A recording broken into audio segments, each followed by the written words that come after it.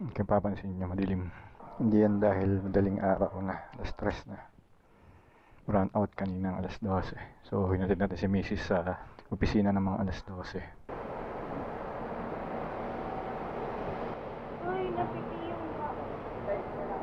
So, susunduin natin ngayon. Wala pa rin kuryente. Naputol yung trabaho natin. Hindi natin natapos kasi nga, nag-brown out.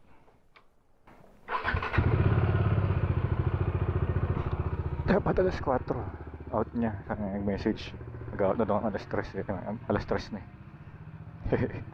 Hindi ko alam kung ba't nag-brown out. May ginagawa yata dyan sa may open canal.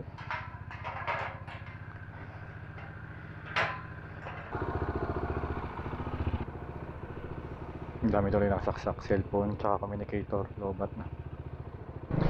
Okay, samahan nyo lang ako. Buti nga dito, solar yung mga street lights. So, kahit na paano meron pa din.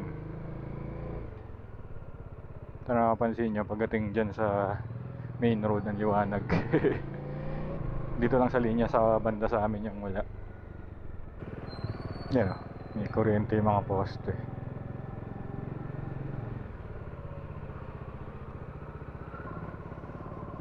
Tabi lang tayo sandali. Check natin yung helmet, baka di natin dala. Double check lang. Para alam ko naman, di ko naman inalis sa box. Para sure lang. Yan. Okay. Off we go.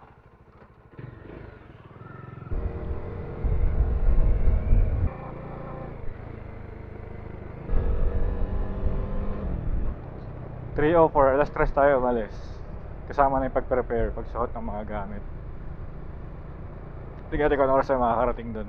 Bibilisan natin. Daling araw naman. Pero yung syempre, pasok pa rin sa limits natin. Lamig ng panahon. Daling araw na kasi medyo malamig talaga ngayon. Kaya okay lang kahit na nag-brown out. Medyo hindi naman siya mainit sa bahay. Wala nga lang internet. Saka malulobot yung cellphone. May data naman, kaso nalulobot cellphone, baka hindi ako makareceive ng message kay Mrs. pagka gaya ngayon, nag-message siya, maaga pala siya uwi.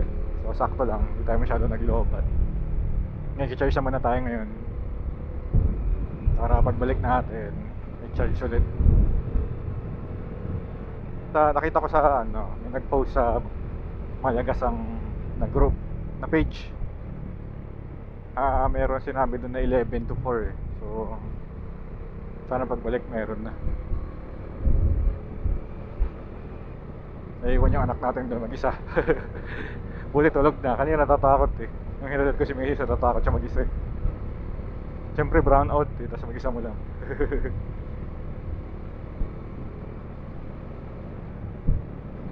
Lamig, sarap. Sarap mag-motor.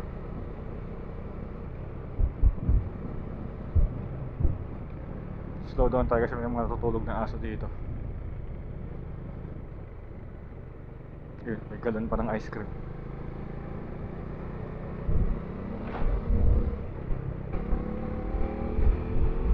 Okay, tapos na tayo sa unang madilim. Patapos na pala, di pa tapos. Yan, kaya tandaan natin yung pabalik mamaya. Baka masagasaan natin yung eco bag na yun. Baka may kung ano laman. Paalala nyo sa akin pag pabalik na.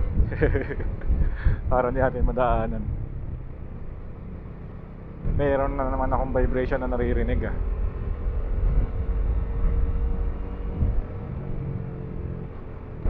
Ngayon pa rin yung babiyahe oh. Mas stress na. Walang taillight yung truck. Wala kita na kagad kasi wala kasi ilaw natin.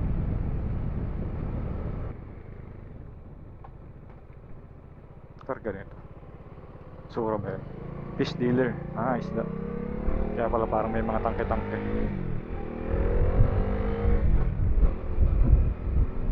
Nga tayo mag-overtake kasi mabilis naman siya magpatakbo.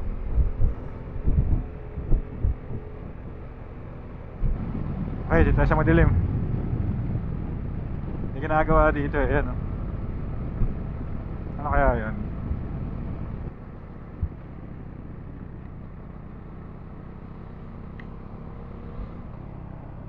Napatag na rin. sasakyan pala sa likod. Ah, hindi. Yung ilaw pala nang ginagawa yun. Dahan-dahan lang tayo, ang hina ng ilaw eh. Hindi na siya masyado kita sa malayo. Mali yung pagka-adjust natin.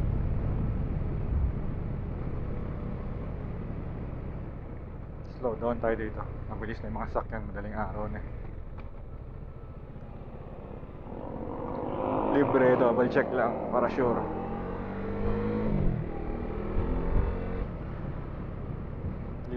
Liwanag na ilaw nila. Hindi ko masyado makita yung kalsada. Marumi rin kasi yung visor natin eh. Pag marumi eh, nailawan yung dumi.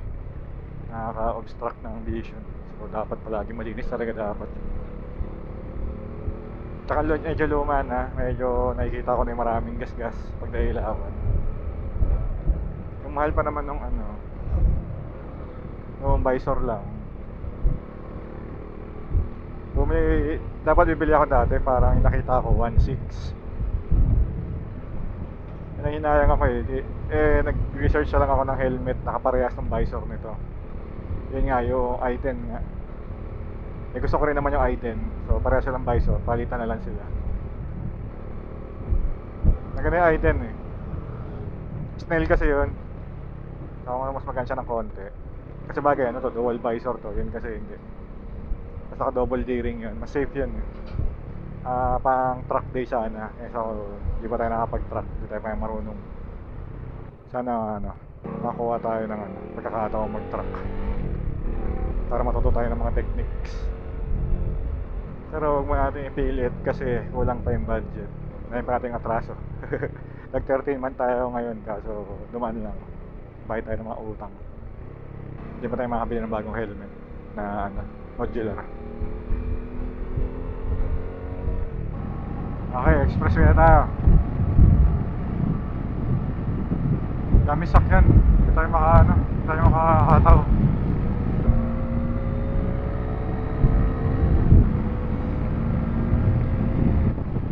Sabagay, mag-alas 4 na eh. So siguro marami na talagang sakyan. Saka maalis ng maaga.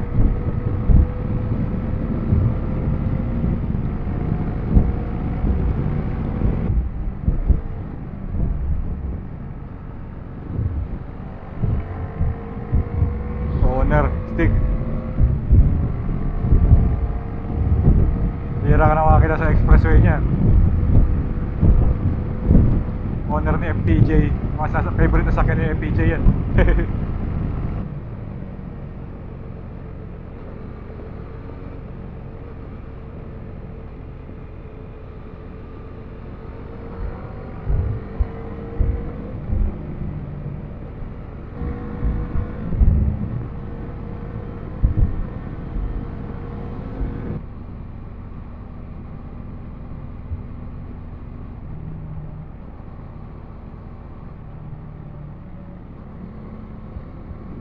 68 ka sir.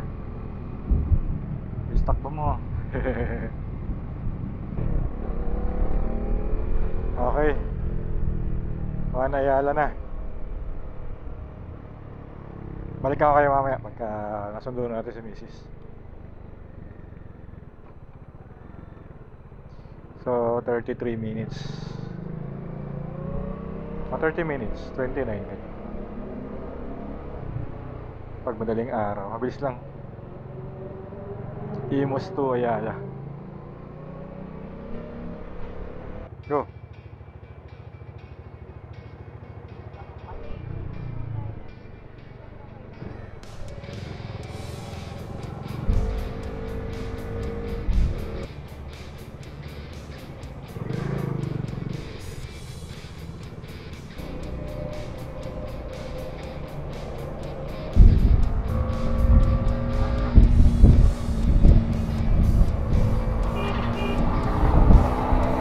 Bawal ka mabilis, takas ka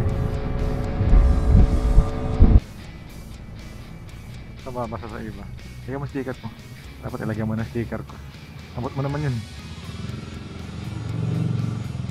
Pagka malapit na tayo dyan, ganun mo lang.